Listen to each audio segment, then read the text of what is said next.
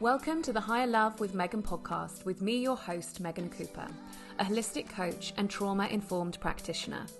This podcast seeks to break out of the echo chamber of societal narratives that perpetuate our institutions and challenge the status quo of wellness and beyond. Join me as we decolonize our minds, address and use our privilege, and prioritize inclusivity. Here, diverse experiences are honoured, and together we are fostering a space that stands for higher love for all. As a listener, you are not just here to passively consume.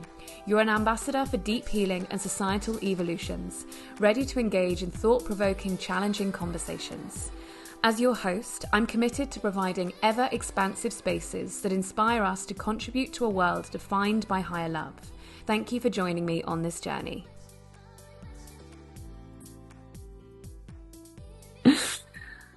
So, I would just love to kickstart by you just speaking within your own words, who you are, what you do, and you identify as an intersectional feminist and activist. I'd love for you to tell me more about who you are and what you do.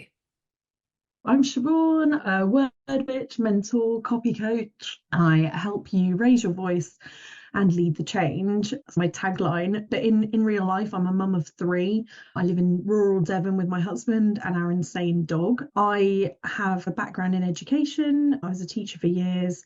And when I left teaching, I found this freedom to explore my social justice side, which I'd had to tone down for when I was teaching, because you have to be quite careful about what you say as a teacher. I got involved in a refugee activism group because where I live near Torrington, or we were living in Torrington at the time, some of the Afghan and Syrian refugee children were coming over. There was a big right-wing hoo-ha around these children coming over, and that kind of sparked something in me of realizing that I had this kind of white privilege, good education, that I could use my time and my resources to support people, campaigns, and to get involved in activism where I had been quiet before. That sparked it. I got involved in politics through activist groups. I stood for Parliament in 2019 for Labour and was heavily involved, but got thrown out a couple of years ago for no reason apart from the fact that I'm too left-wing. I've always had this social justice part of me, getting really upset about things wrong in the world. I sent an email yesterday to my list about role models and how I used to write to people when I was 6 or 7, so quite young, and being like, this is going wrong where I live, we need your help. Asking for support, and big people like Princess Diana wanting to make a change in the world. I've always had that in me. I'm trying to instill that in my children as well, but we'll see. Yes, that's a bit about me. Amazing that from such a young age that was present within you, and amazing that's transpired into the work that you do. Just to come into the work you do around writing, language, around copywriting. Yeah. I was speaking just before we pressed record about how over the past year, and especially in the last 6 months, I've become really interested in the way language shapes our view of the world, how we're receiving ideas. It's made me really look at and really enjoy finding ways that I can change the language that I'm using. And yeah, it's come to fascinate me in that way. What fascinates you about language? I've always been obsessed with words. I was hyperlexic and I could read from the age of 3. And there's something really powerful about reading and being able to escape into it, and how words can change people's perspective. And yeah, there's so many different things about language that I love. Particularly now, words can really change people's views on the world. They can have a real impact into who you work with. There's so many different things about it. But yeah, for me, language has always been a place to escape and a way to challenge things. If you ask my sisters, they'd probably say she's always been obsessed with words, always been my thing. And what I'm really loving is people are more aware of the language they're using. There's growing awareness around the power words have. Language matters. So what is it that I know that you refer to yourself as word witch. I think that's what I heard you say, which I love. What is it that you help women Predominantly, to do? obviously, there's the basic stuff, helping you write your website, finding the words to say, and how to communicate what you do through your online platforms. But as part of that, it's about raising your voice. So there's two strands to my work. There's the basic copywriting.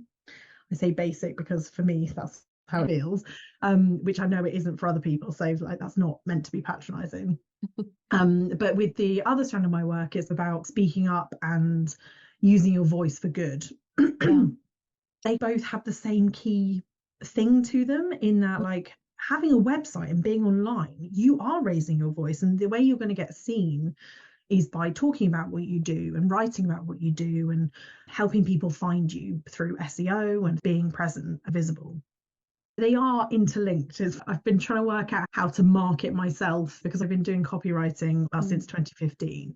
And since 2021, I've had the guts, thanks to Kerry Jarvis, to put this new stuff out into the world. And it's been very slow because I decided to have a baby in the middle of it and had COVID multiple times. But raising your voice is important. Telling your story is important because women historically have been kept quiet. Men rewrite your story. Many women's stories are only coming to light now because paperwork's been found, or people who should have patented things had their patents stolen, and huge things. The people who invented menstrual support or hairbrush for Black women, and there's those stuff, and I talk about this on my course, but there's so many stories that have been hidden. And the story about the NASA women, the hidden figures story that was really big a few years ago, that took 60 years or 35 years or whatever it was to come to light.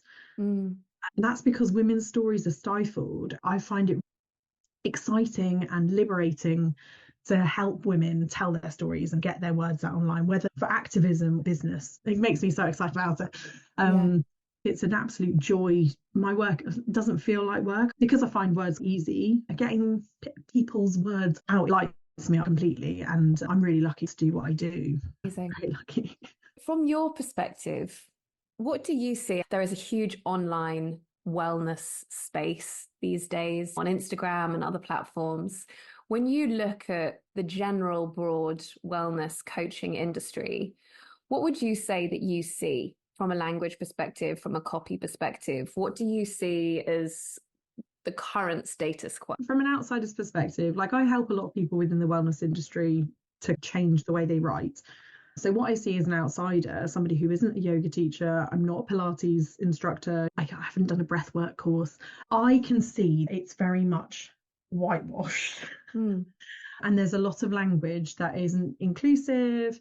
There's suppression of what's going on in the world. It's fairly blinkered out of choice. They don't want people killing their vibe. I have interesting conversations with Chloe Brotheridge about this, she won't mind me saying. It's challenging to bring up conversations about things that matter, whether in your local community or the wider world. It's really challenging to bring those up with people who are like, actually, I'd rather stay calm and you're actually making me feel anxious. I understand that. These things aren't meant to make us feel comfortable, and we need to get uncomfortable to make change happen. But there's a lot of people who are very much happy to uphold the status quo for financial reasons, for status reasons, because they want to be one of the 1%, which the likelihood of that happening is slim to none, but they can keep trying. I don't know, I just sometimes have to really restrain myself sometimes, and I've had to do this for the last 5-6 years, where I can't allow myself to jump in and challenge things because I get so ragey about it internally. I can DM them and make a suggestion in a gentle way. Maybe you could not use that exclusive language. When you say women, do you include trans women and non-binary folk? Just little things. I have to be careful what I say online. I think less so now. I'm not a local counsellor or anything like that, so I don't have to be as wary. But I think sometimes people get defensive if you call them out in a way that doesn't feel I think there's a lot of work to be done in the wellness industry to make it more inclusive, accessible, and to stop causing harm. There is a lot of harm being caused mostly by white cis heads, skinny folk.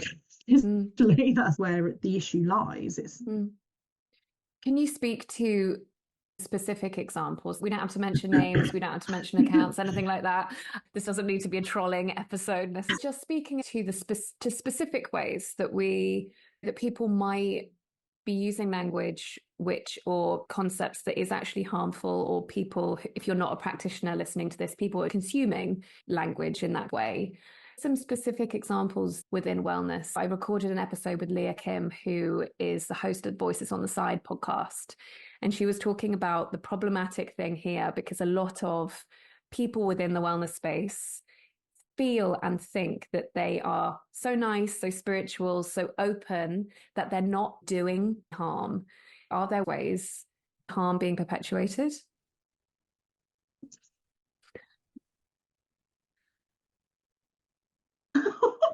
I'm just trying to put this less ranty. You're welcome to put it any way you like. I'm trying to think of specific examples. Sorry, Lucy, you'll have to edit this bit. All good. If there's nothing specific, but just maybe just speaking a little bit to what I've said, just whatever comes up for you. Yeah, I think sometimes it's representation. I think something that's really easy way for people who don't realise they're causing any harm and are not purposefully upholding the status quo is things through collaborations. So looking at who you are working with and who you're calling into your space, and noticing in a non-judgmental way who comes into my space, who feels safe here.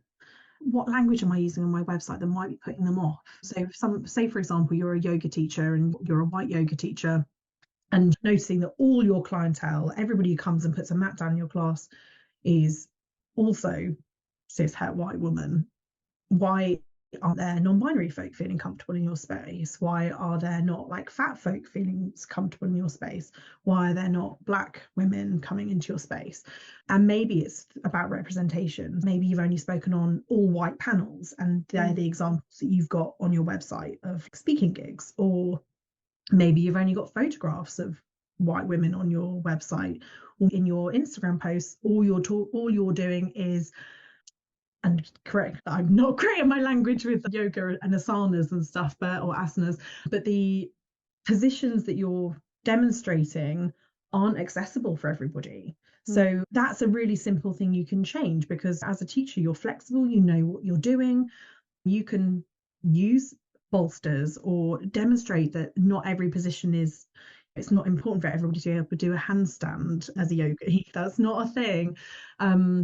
And I think the other thing that would be a very simple shift is remembering, and this again, I'm talking to yoga teachers and breathwork people, but the background of what you're teaching is, and I didn't really know this until I was working with Donna Noble on her book, but she talked a lot about the social justice element being forgotten within the yoga industry, and how that's such a huge part. It's not just about what you're doing on the mat and in the classroom or in the studio. It's about what you're doing in your everyday life. So demonstrating that on your website. So when you've written your about page, talking about the things you're doing for good in the community, like not as a kind of, what's the word, as a little kind of like fake, what's the word, Megan? Like can't think what the word is. Never mind. Anyway, I feel like I'm trying to help you find the word, but I don't know what the word. I should know, shouldn't I? I'm the word witch, but I just I can't think what the word is because I've gone off on a rant. But yeah, I think when you're worrying about or pretending to be something that you're not going to call in the right people, but if you're demonstrating that these are the things I do as part of my community, I'm helping at the local care bank. Virtue signaling. Oh my God, that took me a while to get. If so, you're not virtue signaling. These are things that you're doing. You regularly give to the food bank, or you every week are challenging your MP to why they voted on something, or talk about those things like that. Those little tweaks that you can make in your online presence, they are going to signal to people that you're a safe person to be around. Whereas if you're just wishy-washy I do great yoga poses person, Like, not to, that's fine if that's all you can do. But I genuinely think you call in better, more aligned people when you show a bit more of yourself, when you are real. Mm. Um, and being blinkered, like, we need to get uncomfortable to make change happen. And pretending that the world is a happy-go-lucky place that everyone's safe in is not true. Like, it's Mm. just, sorry to burst everyone's bubble, but like, the world's pretty shit for some people. Mm. And me and you, we're white women. We can go around the world. I used to be blonde, but we can go around the world fairly safely. As women, we're obviously challenged at some points, but there's a lot of people in the world who can't move around as safely as we can. Yeah. And I think it's important for the wellness industry to actually stand up and recognize that not everybody can be well. Yeah. Yeah. And I get a bit riled up about the whole self-care Mm. thing, which has been commodified by the wellness industry. Um, Audre Lorde talked about self-care as resistance, basically, but she was talking about coming out the other side of having cancer Mm. and the need to rest and to resource yourself so that you can get up again tomorrow and go out and make change happen. It's not about bubble baths and going to the spa and having a nice massage or treating yourself to a matcha tea or whatever. Matcha tea, matcha coffee, I don't know, I don't drink the stuff. You know what I mean? Like that kind of, yeah, there's a lot of the wellness industry, and there's some bloody brilliant people too. Like, there are some really amazing people, Nisha Moodley, Donna Noble. There's just some brilliant humans in there, and Mm. yeah, so I don't want everyone to think like I've got some sort of vendetta against the wellness industry. One of my friends, Helen Elsker Yoga, she is working really hard to make sure that she's not perpetuating harm in the language that she uses, not saying namaste at the end of a class, that kind of thing. Yeah, sorry. You're preaching to the choir here. I can go right off on one. I would just love to go a little bit deeper into the place of social activism within social justice, within yoga, within wellness, because it's something that I've given a lot of thought to over the last year. You mentioned around we have this kind of bubble echo chamber of what wellness presents itself to be online. And then we have what is happening within the real world, not only within our communities, but also at the far end of that, what we're seeing happening to the people of Palestine and other areas of the world, in Sudan, in the Congo. And when I put these two things side by side, I'm like, they're worlds apart. And then we're here preaching about wellness, but almost like trying to brush all of that stuff underneath the carpet because it doesn't fit with that, which has made me question over the last year, like, how does social activism fit within wellness? And for me, it no longer feels ethical to be in the wellness space whilst not advocating for collective liberation and collective healing.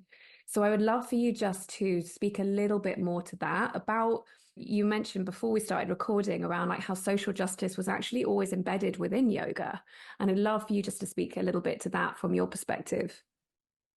Yeah, I think it's like a huge part of what the wellness industry could be, something really special. Yeah. In that actually you and the wellness space is so perfectly placed to heal the world, to bring collective healing. I think I have no training in that. I can't do that. I can bang the drum and I can do all that stuff, but I haven't got the knowledge or the skills to be able to support people with healing. And I think it's a missed trick, really. And that I loved how you described that as like kind of weird paradigms of not, they're so they feel really separate at the moment when actually it's all so intertwined, and it really could be really powerful if people in the wellness industry acknowledged what's going on in that kind of outside their bubble, Yeah. and B, took some action, because I think that's the bit that's missing is a lot of the wellness industry went all eyes on Rafa. I did an AI post, but they didn't do a fundraiser. And I know some brilliant wellness industry people. Centered Mum Pilates, Grace, she's done several fundraisers for Palestine, particularly for like medical aid in Palestine. And also like I'm kind of network in Palestine as well. And I know some people in the birthing industry it's not really birthing world, who have done exactly the same kind of thing. Like they've really prioritized that thing that all children are our children. Whereas, yeah, and a lot of people are trying to keep things neat and tidy in this kind of little bubble. And I think a lot of it takes a couple of role models within that industry to stand up and say, I'm not putting up with it anymore. I don't care if I don't make 10 grand this month. I'm going to stop doing this stuff until you all come with me. I think it's going to take some kind of big names, and that it's because it's scary to go first, to put your head above the parapet. It is scary to talk about this stuff. I've been talking about Palestine for over 5 years on my Instagram. I probably say since 2018. But people would say to me, why have you got that in your bio? And I got trolled for it at one point. It doesn't take much for other people to start coming out of the woodwork, because if one person says, I'm going to run an event to raise money for Sudan, other people be like, oh my God, that's amazing. Can I join in? Or can I offer something? Or can I get involved in some way? Again, it's not virtue signaling. I think people are really worried about either being like seen as virtue signaling, or they're worried about being cancelled. And those two are their real concerns. But I think what's important is to have people behind you who are going to join you, having a conversation. I know a lot of people in the wellness industry aren't in unions, but if gather together, have a bit of organisation, have a cup of coffee together, and just be like, this is something I'm really worried about. Is anybody else worried about this too? How can we make a difference? We have resources at our hands, like we're talented, brilliant people, and we are well placed to support people. And there's people within their communities who aren't they want to be part of the wellness industry, or they're to take part in classes or whatever, who are also afraid to speak up because they're not having it role modeled to them. If you're only following white cis het skinny women doing yoga and Pilates online, or influencers and that kind of thing, and not one of them speaking up about any issues, like whether that's child poverty in the UK or kids down mines in the Congo and the DRC. But if you're not seeing it, you think, oh, if they're not talking about it, I can't really do anything. So it's just, all it takes is a few people, and it becomes a bit of a ripple effect. And I've definitely seen that over the last year, since October the 7th, where people had no idea about what's going on. And it's not about not knowing everything. It's not about reading all the books about the situations going on. It's not about reading all the literature or subscribing to left-wing podcasts or whatever. Like, all it takes is some human compassion and humanity to realize that we're in a position of privilege here in the UK and in the USA, and we've got platforms that we can use to advocate for things that we give a shit about. And I think the wellness industry has so much financial power as well. Like, I think there's some really influential people who, if they spoke up, it would make such a difference. But I think people are scared, which is why I'm talking about create your own community where you're like, have you thought about Gaza? Yes, I've thought about Gaza. That kind of thing, and just start some sort of movement in your own kind of field. I don't know, sorry. I really believe that there are some really useful humans in the wellness industry who at the moment just aren't speaking up because they're worried about what people will say. And I've seen some of the messages that they get, and they're not nice. As soon as when they posted All Eyes on Rafa, or they shared a fundraiser, or they haven't done anything themselves yet, but they tried to highlight other people's things. And they, like, some of the people in their community have been really nasty. But I think that all needs calling out. And I think when people do stuff like that, when people inbox you because they think it's a safe thing to do behind their keyboards, to screenshot it, blank out their name if you can be bothered.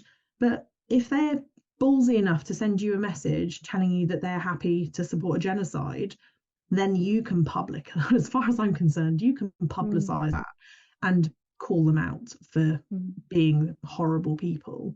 Because I think, like, more of us need to do that. I think that stuff it's really it's essentially upholding the status quo, because you're saying you're a woman, you raised your voice, I don't like it, I don't want you to speak up about anything.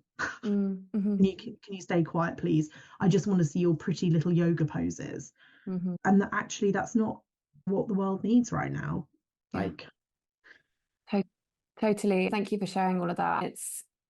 I really feel like we are at a like crunch point where almost, I think the dichotomy has been there for a long time, but I think it's become, for myself included, it's become a lot more intense over the last year. Being able to look at one image on my screen of the massacre of children, and then another one which is like a 15-minute journaling practice, and I'm like, are you joking? Is this it feels a little bit like the Truman Show in that respect.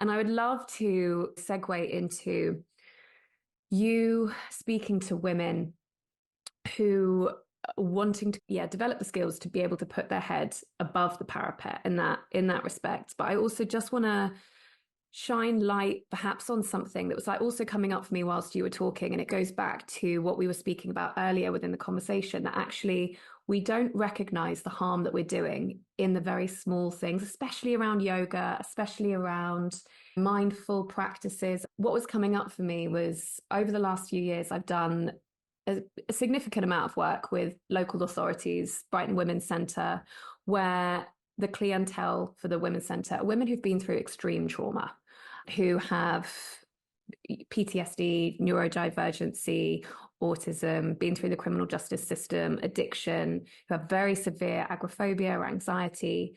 And I did, the end of last year, the beginning of this year, I did a 4-month trauma-focused workshop series for the Women's Centre. And there were things in my language that I didn't even recognize were harmful or unsafe. Even when, for example, you're doing a meditation which starts with close your eyes. For all of those women in the room, closing their eyes is a big no, because it's terrifying, totally. And it was it's been such an interesting journey for me over the last few years of working with different groups of women to recognize that things for me, which are totally fine, no baggage around that, are actually incredibly threatening and harmful for people.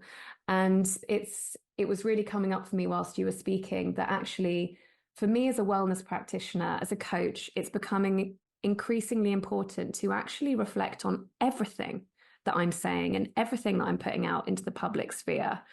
And perhaps just to segue that back into, for women who recognize that there is something happening for them, that they want to be challenging the status quo, but there is that fear present. Can you speak to, and I know this is your forte, rocking the boat, putting your head above the parapet. Can you speak to that? So there might be a number of things in there that I've just said that you want to speak to. That was a lot, and I'm not very good at prioritizing, so I'll just start where I'm going to start, one at a time. I'm not very good at that. So the rocking the boat. So I get messages like fairly frequently, maybe every day, every other day, of women who are like, oh, I'm so happy you're speaking up about this. I don't know how to do it. I'm a bit afraid of rocking the boat, or I don't want to ruffle any feathers. And you mentioned it probably because I posted the other day about this, because it's something that I'm like, I empathize, but the boat is purposefully built on it's systems in place that are oppressing so many people, and we need to rock the fucking boat. The system has just been there plodding along for aeons. We know that the systems aren't right. We try and do what we can, recycling. There's lots of little different things that we do, making sure that we walk our kids to school rather than drive if we can. Or, and I know I'm talking about like climate change now, but there's so many things that we do, but we don't want to rock the boat, and we're scared of what's going to happen if we do rock the boat, because we're so used to these systems, and some of us are kept safe by these systems in a way. Capitalism, white supremacy, all the justice systems, like everything needs to be burned. If I had my way, Megan, I would burn the whole lot down and start from scratch with women, intersectional feminist women leading everything. I don't know if you've read The Power, but that's the vibe that I would go with. I have. Maybe not like killing people, but I'll rein it some of it in. But yeah, I would just like to burn the whole lot down. So my thing about rocking the boat is do it in little steps. Mm, Do it with little actions, like whether that's sharing something somebody else has written on your Instagram, or whether that's going to a vigil, or going and supporting artists from Sudan, or looking at other media and supporting media that isn't perpetuating the status quo. There's so many little things you can do that doesn't involve you being like, I'm going to run for parliament. Like, you don't have to do that. Not everyone's as stupid as me. Like that, you don't have to do those big things, but you can do little things like writing to your MP, and that doesn't have to be public. You can do that in the back room. But I honestly believe that the more of us who share what we're doing, mm, not in a virtue signaling way, but saying to everybody else, this is what I'm doing, what are you doing? Seeing that kind of collective movement is really important. But to anybody who wants to start speaking up more, if in the back of your mind you're like, I really want to run a campaign on child poverty or in my local area, or the library is going to close and I don't know what to do about it, what can I do? Come and speak to me. Like, I can support you to mm, create a campaign strategy. I can support you to write speeches. I can support you to stand up and make a difference, basically. But it doesn't have to be that big. It can be mm, little things as well. I think that's what people get a bit scared about rocking the boat, because mm, they think that they're going to have to, like, I don't know, do something really dramatic. But it can mm. be really small things, and it can be language changes. It can just be the Yeah. way that you're noticing, okay, I shouldn't be saying people of color, or how I wonder if I talk to my black friends, what they want to, what am I not sharing that matters to them? What books could I read to decolonize myself? I don't double checking I pronounced that. Then my brain went, oh, yeah, there's so many things you could be doing. And I don't think it doesn't have to be this like massive thing. Take a friend along with you to go to a Palestine march, on one of the Yeah. national marches on Saturday. Mm, There's one happening in a couple of weeks in Liverpool at the Labour conference. There's so many little things you could do that, and I genuinely think you will feel better. mm, Not in a, oh, I feel better about myself, I'm amazing, and I went to a march. Like, mm, you will feel better because you're not stifling yourself. You're mm. opening yourself up, you're opening your heart and letting other people in, because collective liberation matters. Like, Yeah. none of us are free until all of us are free. And we are all trapped in these systems. We're trapped on this boat.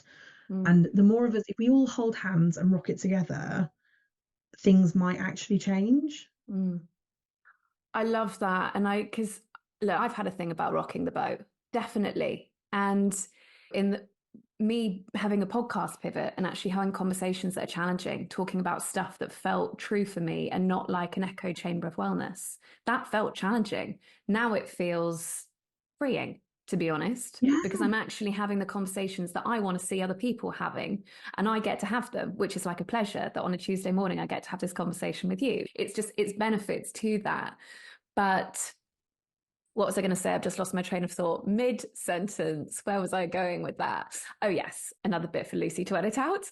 But I love that idea that rocking the boat, it's like the boat is the problem, is what I hear Yeah. you saying. It's like when we're saying like, oh, I don't want to rock the boat, I don't want to like upset things. Like what we're actually saying is, I recognize that the status quo is not what I want it to be, but I also just don't want to upset the status quo. And I also feel like that is a bit of a process in itself, because I think that, and we've touched on this, that as like a white cisgender woman, there are lots of doors that are open to us that are not open to a lot of people. And actually taking yourself, addressing your own privilege and recognizing, I benefit a lot from the status quo right now, and I have to do the work on myself to recognize that I'm actually going to stand for that not being okay.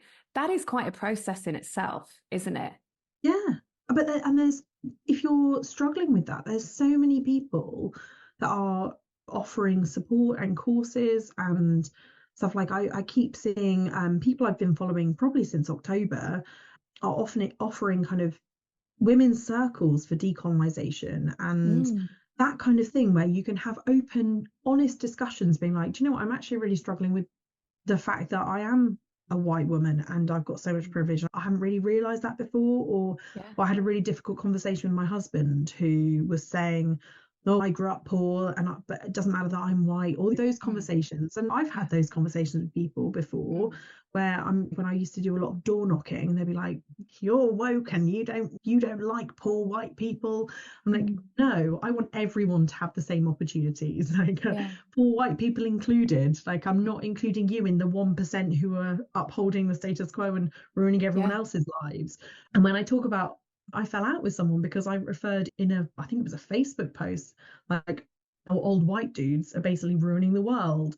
And the old white dudes I'm talking about are the 1%. They are the Zionist lobby. They are Biden. They are Boris Johnson. They are the old white dudes I'm referring to. The people in the establishment who don't want change to happen because, God forbid, they lose any power. I'm not talking about your poor dad who's got dementia and has worked in a factory all his life. I'm not talking about them. And I think, but I had this conversation with someone last week, actually, because all the femicides that are happening at the moment and are very in our faces, particularly the media are picking up on that poor woman, Christina, whose husband, I haven't put a trigger warning or anything, but yeah, not a very pleasant ending for her. And there have been multiple, like Rebecca Cheptegei, the 3 girls up north. But I had a conversation with someone about, we need to have conversations with the men in our lives about this. Like, it's important that we're talking to our male children and to our male partners, if we've got male partners, or our dads, or our brothers, or our stepbrothers, or our uncles. Because if you have those conversations, and no, it's not our job to sort it out, it's men's job to sort it out, but nothing's going to happen until they see it from your perspective. They might know that you got groped on a night out when you were 17, but have you talked to them recently about how that still affects how you behave when you go out to a club? Or, I don't know, you got upskirted when you were like 23 on a tube, and how now you don't travel in a skirt, like, and that still impacts your day-to-day movements. Or you got followed through a park once or followed on the way home. That happened to me, and I changed my route every time I used to go out when I'm in London, because I was so worried about the same person following me. But having those conversations and making it real for them, this isn't happening to other people, this is happening. The conversation I had with someone was like, oh, but the men I know are all good men. And I'm like, but yes, I see that. My husband's a good man, but I still have these conversations with him so that it's at the forefront of his mind, so that I can know that next time some knobhead makes a comment or derogatory comment or misogynistic comment or a bit of banter, he's going to call them out because it's at the forefront of his mind. And the same with my older sons. My 2-year-old's oblivious at the moment, but the other 2, if they hear their friends saying something sexist, they're going to call it out now. But that has to happen, and that comes from us. Totally. And what I hear there from you is actually this continuum, which kind of starts with like language at one end, and at the other end of the spectrum is assaults, attacks, femicide, etc. I actually saw this at Secret Garden Party of all places years ago. They had a map on a board of the map of kind of sexism and violence towards women. And at the lower end was like locker room chat. And at the far end was obviously outward violence. But it really made me think, and just this takes us back to language. It's like the way that we use language truly shapes whole concepts, whole like avenues of behavior. And it's really made me become a lot more conscious about it myself, but also cool. Oh, wow, my Zoom just did fireworks. Obviously something celebratory. But no, it's really just made me rethink language as it is on that spectrum, isn't it? It is a violent act when we're perpetuating harm within our language. And even though we think that, oh, it's just a bit of banter, it actually perpetuates harm on a much bigger scale. Yeah, and that is the thing. It is the tiny little tweaks we can make to the way we speak to be more inclusive, to make sure we're not causing any harm. Yeah. Like those little things we can do, even down to putting like your pronouns in your bio to make it normal that you're allowing people to be accepted. And most people know that I'm a she, but I'm not doing it so that people know for me. I'm doing that so that trans folk or non-binary folk feel comfortable sharing. But it is little tweaks, but you're absolutely right. That language really does matter, and our stories matter, and sharing stories, you don't have to trauma dump, but sharing little stories that have happened to you to make other people feel that they're not alone is important. And I really do think it's powerful when women are more accepting of other people. I think it's really empowering when women share their stories and when women speak up, and they do it in a way that brings other people with them. This has been such a good conversation, Megan. Thank you. My Tuesday mornings are normally really boring with me writing words, and I was like, oh, this is a delight. And I had a chat last Tuesday as well, so I'm like, oh, maybe Tuesdays Tuesday's now your chat day. I would love to just ask you, and we can just start wrapping up, but in this whole arena of language supporting us to challenge the status quo, what would you love to see within the wellness space, within the coaching industry, as far as language is concerned? I would just love to see more people acknowledging what is actually happening in the world and really taking on board that social justice element of wellness and doing good in communities and talking about the good they're doing. And what I would love to see is like every wellness website that I went on, their about page talking about things that they're involved in, activism that they're doing, even if it's like fundraising stuff. I would just love to be able to do that on every single website that I went on, because at the moment when you go on, it's and I went on a spiritual journey, blah blah blah blah. And that's important, and you may well have had an amazing epiphany and your whole life changed, or you became sober. Those stories matter, but they have to be alongside, they have to be juxtaposed with what you're doing, what action you're taking. And I really do think it's not just about speaking, it's about taking action as well. So the language is really important, making sure that the language is all really inclusive in everything you're doing, so that we spoke about it earlier, you're calling in the right people and the people that you want to support. Because I'm sure most people go into the wellness industry because they want to help people. But if you're only helping people who don't need much help, what good are you actually doing? Yeah, totally preaching to the choir. I love it. Amazing. Is there anything else that you would love to include within the conversation today? I'd love to invite anybody who is curious about speaking up. I'm going to be launching a private podcast at some point in the next couple of months, and I would love to, and which will essentially be the wait list for the next round of This Sister Speaks. I'd love to invite anybody who's curious, who wants to know what the point is. Why should I bother raising my voice?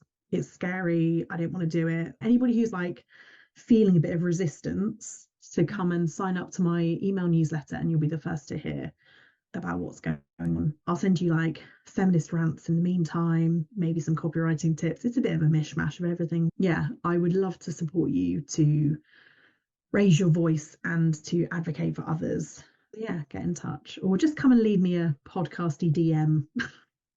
Amazing. Thank you so much for this conversation. There's been so much great stuff in here this morning. So yeah, just thank you so much for your time, and all of your information will obviously be in the show notes for anybody who wants to get in touch, give you a follow and connect about anything that you've said. So yeah, thank you so much. Thank you, Megan. It's been an absolute pleasure and delight to you. Thank you for listening. It's great to have you with me on this journey towards higher love for all.